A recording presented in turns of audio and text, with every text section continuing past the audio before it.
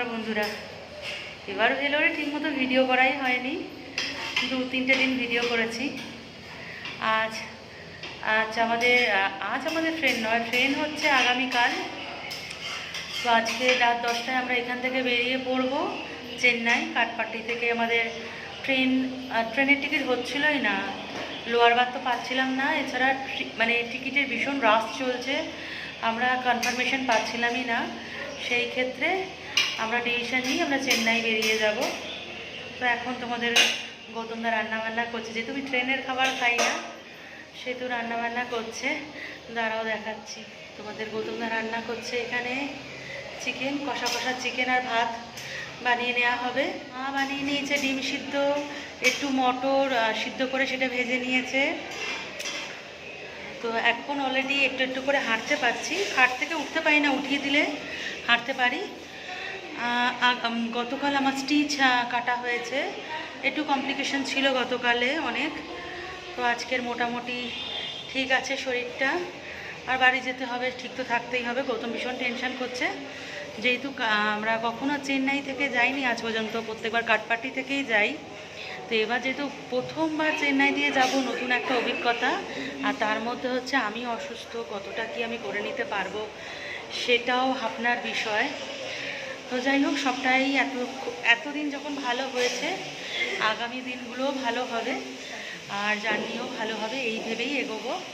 তো সবটা গোছানো চলছে, পুরো রুমে জিনিসপত্র অগোছালো। রুমের এই অবস্থা, অর্ধেক প্যাকিং হয়েছে অর্ধেক প্যাকিং হয়নি।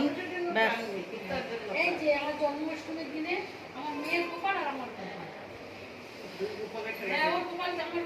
খুব সহজে সবার সাথে মিশে যাওয়ার গুণটা আমি আমার মায়ের থেকেই পেয়েছি। এই কয়েকদিনে হোটেলের অধিকাংশ মানুষের সাথে মা আলাপ করে নিয়েছে। সবাই প্রায় চলে আসে মায়ের সাথে কথা বলতে আমাদের এই রুমে, বিশেষ করে এই আসাম থেকে আসা এই কাকিমা। কাকিমা তো একরকম আমার মাকে বোনই পাতিয়ে ফেলেছে, আর কাকিমার মেয়ে আমার মাকে মাসি। গৌতম রান্না করছিল, এদিকে মা গিয়ে সন্ধ্যার চা কিনে নিয়ে চলে এসেছে। একটু চা না খেলে শরীর ভালো লাগবে না, আর মায়ের তো একটু চায়ের নেশা যেহেতু আছে। আর এদিকে গৌতমবাবুর রান্না কমপ্লিট করে, এই দাঁড়াও ছুটছো কেন জিনিসপত্র? ব্যাগটা ওপরে তুলে আমি লাগেজ আস্তে করে পরে গোছাচ্ছি, আগে খেয়ে নিই আমি চাটা। গৌতম বসে একটু রেডি হয়ে যাচ্ছি সামনে রাম মন্দিরে। অপারেশনের আগে বললাম, যেহেতু আমি হনুমানজির মন্দিরে গেছিলাম, পূজা দিয়ে এসেছিলাম এবং বলেছিলাম ঠিকঠাক অপারেশন হলে আমি আবার মন্দিরে যাব একটু পূজা দিতে। তো যেহেতু কাল সকালে বেরিয়ে যাচ্ছি, তো একটু যাচ্ছি আমি আর মা গৌতম 3জন মিলে মন্দিরে একটু পূজা দিয়ে আসবো। তারপর মা আর গৌতম টুকিটাকি কিছু জিনিসপত্র কিনবে।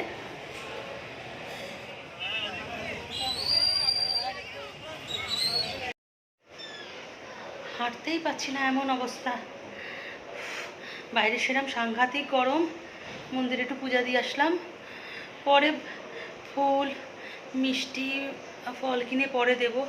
এবার তো আর সেই সময়টা হলো না, আর শরীরের সেই অবস্থা নেই, যেহেতু আবার আজকে রাতে যেহেতু বেরিয়ে পড়ছি।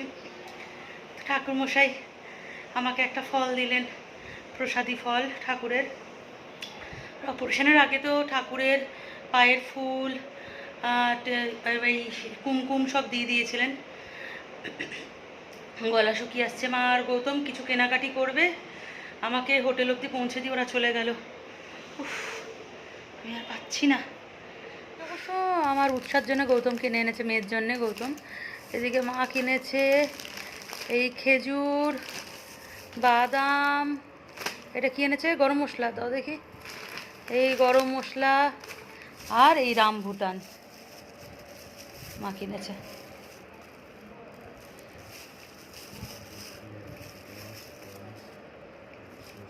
10টা বাজতে যায়, বেরিয়ে পড়বো, টাইম হয়ে গেছে, গাড়ি আসার টাইম হয়ে গেছে, রুম ছাড়ার টাইম হয়ে গেছে। 10টায় আমাদের হচ্ছে চেক ইন করেছিলাম, 10টায় চেক আউট হবে যেহেতু। আর এত কষ্ট করে আমরা চেন্নাই সেন্ট্রাল থেকে ট্রেন ধরে যাচ্ছি, করমণ্ডলে ধরে যাচ্ছি। সকাল অবধি আমরা যেহেতু তৎকাল প্রিমিয়ামে টিকিট কেটেছি, সকাল অবধি আমাদের ট্রেনের টিকিট দেখাচ্ছিল, ট্রেনের বাথ নাম্বার দেখাচ্ছিল। আমাদের হচ্ছে এসি 3 টায়ারই বুক করেছি, আর আমাদের বি কোচ, আর বাথ নাম্বার ছিল 7, 8, 9। দুটো ছিল লোয়ার আর একটা ছিল আপার। আপার তো গৌতম, একটা ছিল আপার। আর পুরো টিকিটটা যখন একটু আগে হাতে পেয়েছি 8:30 নাগাদ, পুরো ঘুরে গেল ব্যাপারটা। একটাও লোয়ার বাথ পাইনি, একটা সাইড আপার, একটা আপার, একটা মিডিল বাথ। জাস্ট ভাবা যায় এত কপাল খারাপ আমাদের। তো এখন তো কিছু করার নেই, যেতে হবে। বিশেষ করে এত তাড়াহুড়ো করে যাওয়া হচ্ছে গৌতমের জন্য। গৌতমের অফিসে ভীষণ প্রবলেম চলছে। আমরা তাও ভেবেছিলাম যে স্যাটারডে যদি আগে টিকিটটা হয়ে যেত তাহলে আমরা স্যাটারডে ও গিয়ে অফিস জয়েন করতে পারতো, কিন্তু এবার যেভাবে যাচ্ছি আমরা স্যাটারডে মর্নিংয়ে গিয়ে আমরা ঢুকতে পারবো না। আমাদের যেতে যেতে 12টা বেজে যাবে। মানে আমাদের হাওড়ায় টাইম দেখাচ্ছে 11টা, তারপর তো 1 ঘন্টা আমরা হাতে নিয়ে রাখছি, তারপর ট্রেন লেট গেট হতে পারে। সুতরাং সেদিনকে তো না, আবার সেই সোমবার দিন অফিস জয়েন করতে পারবে। তো দেখা যাক কী হয়। এখন খুব মন খারাপ, একটাও লোয়ার বাথ পাইনি। কার পা ধরবো, কার হাত ধরবো, কিভাবে এত ঘন্টা জার্নি করবো আমি কিচ্ছু জানি না। আপাতত এখন থেকেই আমার পেট ব্যথা স্টার্ট হয়ে গেছে। এখন গাড়ি করে প্রায় 3 ঘন্টা জার্নি করে চেন্নাই যাওয়া, মানে এত কষ্টদায়ক একটা জার্নি করব, তাতে সুখের আর কিচ্ছু পেলাম না। যাই হোক, যেতে হবে বাড়ির থেকে। একদম সমস্ত কিছু রেডি, গাড়ি আসলেই বেরিয়ে পড়ব। গাড়ি আসেনি, আমরা এখন আমি আর মা বসে আছি। গাড়ি রাস্তায় আটকে গেছে, একদিকে লরি একদিকে জলের গাড়ি, তার জন্য গাড়ি ঢোকাতে পারছে না। এখানে সরু রাস্তা, তার উপর এখানে সবার সাথে একটা বন্ডিং হয়ে গেছিলো, বিশেষ করে এবার মায়ের সাথে। আমি তো হসপিটালে কাটিয়েছি ঘরে, মায়ের সাথে সবার কথাবার্তা। সে আরও কাকিমা, আসামের কাকিমা মাকে জড়িয়ে প্রায় কাদু কাদু অবস্থা। পাশে নবদ্বীপ থেকে কেটেছে ওই কাকিমা। তা একটা পুচকি 9 বছর, না ক্লাস 9-এ পড়ে, 9 বছর বলছে, ক্লাস 9-এ পড়ে শ্রীময়ী। সে বারবার বলছে আমাকেও সাথে নিয়ে চলো তোমাদের সাথে। তাদেরও এখনও টাইম লাগবে, তার মায়ের ট্রিটমেন্ট চলছে। সে তো কেঁদেই ফেলেছে, আমাদের লিফটে ওঠার আগে কেঁদেই ফেলেছে। ওই সব তো আর ভিডিওতে দেখানো যায় না। এসব একটা ইমোশনাল মুভমেন্ট। সবাই মানে তো একসাথেই আমরা সব 19 তারিখে একই ট্রেনে করে 20 তারিখে আমরা ভেলোর পৌঁছেছিলাম। একই সাথে থাকা, একই সাথে খাওয়া, বসা, গল্প, কাকিমাদের সাথে মা বাইরে যাওয়া, মার্কেটিং করা, খুব ভালো একটা সম্পর্ক। ফোন নাম্বার নিয়েছে ঠিকই, কিন্তু এই যে মুহূর্তগুলো বা এইভাবে সময় কাটানো তো আর হবে না। তো যাই হোক, মন খারাপ নিয়েই যাচ্ছি। বাড়ি তো যেতেই হবে, কিচ্ছু করার নেই। যার ট্রিটমেন্ট আগে হবে সে আগে যাবে। আমাদের হয়ে গেছে এবার। গতবার তো আমি 22 দিন কাটিয়েছি, একা একা থেকেছি। এবার হয়ে যাচ্ছে, চলে যাচ্ছি। সবাই বেরিয়েছে, সবাই টাটা দিচ্ছে, সবাই বলছে ভালো থাকবে। তো দেখা যাক। এখানে তো আর কেউ ঘুরতে আসে না, সবাই মানে জ্বালায় না পড়লে এখানে কেউ আসে না, পরিষ্কার কথা। তো আমাদের এদিকে গাড়িটা ফেসে আছে, আমরা এই লাগেজ টাগেজ নিয়ে নিচে এসে বসে আছি।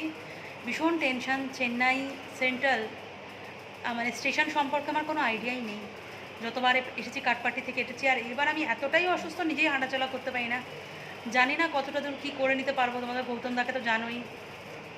দেখা যাক, সবটাই ঠাকুরের নামে, ঠাকুরের সহায় দিয়ে বেরিয়ে পড়ছি। এখন বাড়ি ফিরতে হবে। ও যত তাড়াতাড়ি বাড়ি ফিরবে, অফিসটা জয়েন করবে। কিছু করার নেই, সবটাই অ্যাডজাস্ট করতে হবে। কারণ আমার যে শরীরের অবস্থা ভীষণ কষ্ট হচ্ছে এখনই। জানি না অতটা জার্নি করে যাব কি করে, স্টেশন থেকে ওইভাবে ট্রেনে যাব কি করে, কিচ্ছু জানি না। প্রায় 45 মিনিট ওয়েট করার পরও রাস্তার জ্যাম কাটেনি। শেষে আমাকেই হেঁটে মেন রাস্তায় আসতে হলো গাড়িতে ওঠার জন্যে। ব্যাঙ্গালোর টু চেন্নাই হাইওয়ে ধরে আমরা এগিয়ে চলেছি। দিনের বেলা হলে এই হাইওয়ের ভিউটা সত্যিই ভীষণ ভালো লাগতো, কিন্তু রাতের অন্ধকারে দূরের পাহাড়গুলো একদমই দেখা যাচ্ছে না। আমাদের চোখে যতটা ধরা পড়ছে, কিন্তু ক্যামেরায় সেটা একদমই ধরা পড়ছে না। ভীষণ সুন্দর রাস্তা। প্রথমে তো ভয় পাচ্ছিলাম যে গাড়ির জার্নি কতটা কষ্টদায়ক হবে, কিন্তু এত স্মুথলি গাড়ি চলেছে। আর বিশেষ করে ড্রাইভার দাদা। পর থেকে শুরু হয়ে গেল বৃষ্টি। যত আমরা চেন্নাইয়ের দিকে এগোচ্ছিলাম তত বৃষ্টির তীব্রতা বাড়ছিল। কিছু কিছু জায়গায় তো রাস্তায় জলও দাঁড়িয়ে গেছিলো। গাড়িতে ওঠার আগে আমার মধ্যে ভীষণ একটা জড়তা ছিল, কিন্তু চেন্নাই সেন্ট্রাল স্টেশনে যখন আমি পৌঁছাই, আমার অভিজ্ঞতাটা সম্পূর্ণ আলাদা হয়ে গেছিলো। বৃষ্টি যদি না হতো, এতটাই সময় পেয়েছিলাম যে গৌতমকে দিয়ে আমি স্টেশনের বাইরেটা ভিডিও করতে পারতাম, কিন্তু বৃষ্টি আমাদের বাদ সারল। চলে এসেছি চেন্নাই সেন্ট্রাল রেলওয়ে স্টেশনে। চেন্নাই সেন্ট্রাল বলো বা মাদ্রাস সেন্ট্রাল বলো, তো এইখানে আমাদের ফার্স্ট টাইম আসা। ভীষণ টেনশন হচ্ছিল। তো যে ড্রাইভার দাদা ছিল খুব ভালোভাবে গাড়ি চালিয়ে আমাদের পৌঁছে দিয়েছে। শুভম রেসিডেন্সি থেকে গাড়িটা আমাদের ঠিক করে দিয়েছিল। 2500 টাকা নিয়েছিল, গাড়ি করেই আমরা চলে এসেছি। আর এখন আমি আর গৌতম একটু প্ল্যাটফর্মের চারিদিকে একটু দেখছি। এক জায়গায় বসে থাকা যাচ্ছে না, খুবই কষ্টকর। যেহেতু ফার্স্ট টাইম এসেছি, 2 নম্বর গেট দিয়ে আমরা ঢুকেছি। জানলাম আমাদের বাইরে যে সিআরপিএফ যে পুলিশগুলো থাকে, তারা বললো 4 নম্বর প্ল্যাটফর্মে সকাল 7টায় করমণ্ডল আসবে, কিন্তু এইখানে একজন বলল যে নাকি 8 নম্বর প্ল্যাটফর্ম থেকেই ছাড়ে। তো এখনও কিছু ক্লিয়ার নয়। তো যাই হোক, একটু ওয়েট করব আর একটু চারিদিকটা দেখে নেব। আপাতত 2 নম্বর গেট দিয়ে ঢুকলে পরপর প্ল্যাটফর্মগুলো পড়ে, প্ল্যাটফর্ম নাম্বার 3, 4, 5, 6 সব 2 নম্বর গেট দিয়ে ঢুকলেই পড়ে। তো আমরা সেইভাবেই ঢুকেছি। আর দেখিয়ে দিচ্ছি আমার পিছনে এই রয়েছে পানীয় জলের ব্যবস্থা, ড্রিঙ্কিং ওয়াটার দিয়ে সব ফুড স্টল রয়েছে। মিডিলটা পুরো ওয়েটিং প্লেস রয়েছে, ওয়েটিংয়ের জায়গা। তারপর টয়লেটগুলো রয়েছে, অনেকগুলো দেখলাম ব্যবস্থা। হ্যাঁ, দূরে আমরা দেখতে পাচ্ছি একটা ওয়েটিং এন্ট্রি দেখতে পাচ্ছি। ওইখানে 169 টাকা দিয়ে বসা যায় এবং দেখছি যথেষ্ট রিল্যাক্সেশন। চলো একটু সামনে যাই, সামনে গিয়ে দেখাই। এটা হচ্ছে 4 নম্বর প্ল্যাটফর্ম, এই 5 নম্বর প্ল্যাটফর্ম, 6 নম্বর প্ল্যাটফর্ম। বড় বড় এলইডি স্ক্রিন লাগানো রয়েছে, কোন ট্রেন কখন ছাড়বে, ট্রেনের নাম্বার দিয়ে। এই পুরো প্ল্যাটফর্মটা আগে মাদ্রাজ কেমন ছিল তার ছোট ছোট পিকচার কিন্তু সারা প্ল্যাটফর্মে খুব সুন্দরভাবে সাজানো রয়েছে। গড়িতে 2টো কুড়ি। আর এইদিকে রয়েছে, এদিকে ওয়েটিং প্লেস একটা রয়েছে যেটা 169 টাকা এন্ট্রি স্টার্টিং। বেশ সোফা টোফা লাগিয়ে লাক্সারিয়াস একটা ওয়েটিং প্লেস 169 টাকায়। দেখো ভীষণ সুন্দর। এখন আমাদের কাছে অত টাকা নেই, প্রচুর টাকা আমরা ভেলোরে দিয়ে এসেছি। একদম গদি আটা, রিল্যাক্স করার মতো পরপর চেয়ার, সোফা পাতা রয়েছে এবং যেটুকু বোঝা গেল বেডেরও ব্যবস্থা আছে, কিন্তু প্রত্যেকটা প্রাইস আলাদা আলাদা। আমাদের মতো মধ্যবিত্তদের কাছে এটা কিন্তু একটু কস্টলি। আর সামনে রয়েছে একটা মাসাজ পার্লার, টায়ার্ড হয়ে গেলে মাসাজ নিয়ে নিতে পারবে। আর রয়েছে ইমার্জেন্সি একটা মেডিকেল সেন্টার বা ফার্মাসি যাই বলো, এটা রয়েছে। তো যাই হোক, ঘুরে ঘুরে যেটুকু দেখালাম। আমরা এন্ট্রি করেছিলাম, এটা হচ্ছে 3 নম্বর গেট। আরে আমার ফোনে দেখাও যাচ্ছে না 3 নম্বর গেট। আচ্ছা, এটা 3 নম্বর গেট। যাই হোক, আমার ফোনের অবস্থা খুবই খারাপ, আর বলে লাভ নেই। মিডিলটায় রয়েছে লিফট, স্লেটার রয়েছে, তারপর সিঁড়ি রয়েছে, সব ব্যবস্থাই রয়েছে, লিফটও রয়েছে। 2 ও 3 নম্বর গেট দিয়ে ঢুকলে ঠিক মিডিলটায় রয়েছে সিঁড়ি। সিঁড়ি দিয়ে একতলায় উঠে গেলে রয়েছে restroom, AC restroom. Per person ঘন্টায় 35 টাকা করে লাগে। পেশেন্টদের জন্য বিশেষভাবে কোনো বেডের ব্যবস্থা নেই, সবই কাটিং চেয়ার রয়েছে। আর নিচেও ওয়েটিং রুমে চেয়ারের ব্যবস্থা রয়েছে, অবশ্য এসি ছাড়া। যদি ওপরে বেডের ব্যবস্থা থাকতো, যে একটু শোয়া যেত, তাহলে আমি ওপরের রেস্টরুমে চলে যেতাম। গৌতম অনেকবারই বলেছিল যেহেতু ওপরেও বসতে হবে, তাই আমি নিচেই বসলাম। আর আরেকটা ব্যবস্থা রয়েছে, ডিজিটাল লকারের ব্যবস্থা রয়েছে এখানে। 2-3 দিন কিন্তু এই ডিজিটাল লকারে জিনিসপত্র, মানে তুমি লাগেজ বা তোমার দামি জিনিসপত্র রাখতে পারবে। আমার যা শরীরের অবস্থা, আমি নিজেই ভালো মতো হাঁটতে পারছি না, চলতে পারছি না, গৌতমবাবুর হেল্প নিয়ে চলতে হচ্ছে। সেই সময় আমি এই প্ল্যাটফর্ম দিয়ে ট্রেন জার্নি করবো করমণ্ডল। ফার্স্ট টাইম আমি করমণ্ডল ট্রেনে জার্নি করবো। আমি জানি না কতটা ভিডিওটা তোমাদের সাথে শেয়ার করতে পারবো, আর কারণ গৌতমবাবুর হেল্প ছাড়া আমি কিছুই করতে পারছি না, ওকে ধরে ধরে হাঁটতেও হচ্ছে। তো সেটাই, যেটুকু পারবো সেটুকুই তোমাদের সাথে শেয়ার করতে থাকবো। স্টেশনটা খুবই পরিষ্কার পরিচ্ছন্ন, কিন্তু টয়লেটগুলো একদমই ক্লিন ছিল না। আর স্টেশনের চারিদিকে পুরনো মাদ্রাসের বিভিন্ন ছবি, মাদ্রাসের স্টেশন কেমন ছিল, ট্রেন কেমন ছিল সেই সময়কার, বা মাদ্রাসের বিভিন্ন প্রসিদ্ধ যে স্থানগুলো তার ছবি কিন্তু লাগানো রয়েছে। আমাদের দেখাই, তোমরা দেখতে পাচ্ছ ফ্যানটাকে দেখো। ফ্যান সবসময় ওপর থেকে হ্যাঙ্গিং থাকে, ওপর থেকে ঝোলে। এটা নিচ থেকে একটা স্ট্যান্ড করা, তার উপর ফ্যান ঘুরছে। একটা ফ্যান ঘুরছে আর একটা ফ্যান খারাপ। এই সামনের ফ্যানটা, তার কোনো পাখা নেই, কিন্তু পিছনের ফ্যানটা ঘুরছে। তো 9:30টার সময় আমরা একটু একটু করে খেয়েছি। খিদে পাচ্ছে ঠিকই, কিন্তু কী খাবো বুঝতে পারছি না। এখানেও ইডলি পাওয়া যাচ্ছে, তাই তো? ইডলি আর কী কী ছিল বলতো? ইডলি, বড়া, সামোসা, ধোসা বানানো। মানে সেগুলো একদম শুয়ে পড়েছে ধোসাগুলো। তো বাধ্য হয়ে নিয়েছি এই পেস্তা, তবে আমি তো দেখাতেও পাচ্ছি না, হ্যাঁ এই পেস্তা দুটো মিল্ক আমার আর মায়ের জন্যে, আর একটু চিপস নিয়েছি। আর তারপর দেখা যাক, খাবার দাবার নেওয়া আছে, খিদে পেলে সে খেয়ে নেব। সাংঘাতিক কষ্টদায়ক একটা জার্নি। গাড়িতে প্রায় আমাদের 3 ঘন্টার মতো সময় লেগেছিল। 10 সাড়ে 10টা নাগাদ আমরা গাড়িতে উঠেছিলাম, মানে যে গাড়িটা বুক করা হয়েছিল। স্টেশনে প্রায় 5 ঘন্টার ওয়েট, 4 ঘন্টা অলরেডি হতে যায়। এখন ঘড়িতে প্রায় 6টা বাজতে যায়। তাও তো মাঝখানে আমি এই চেয়ারে বসে বসে একটু ঘুমিয়ে পড়ি, কিন্তু মা কনস্ট্যান্ট জেগে আছে। গৌতম তাও একটু মেঝেতে শুয়ে পড়েছিল।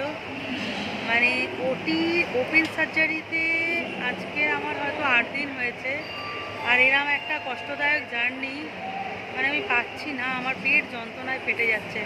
দিয়ে দিয়েছে।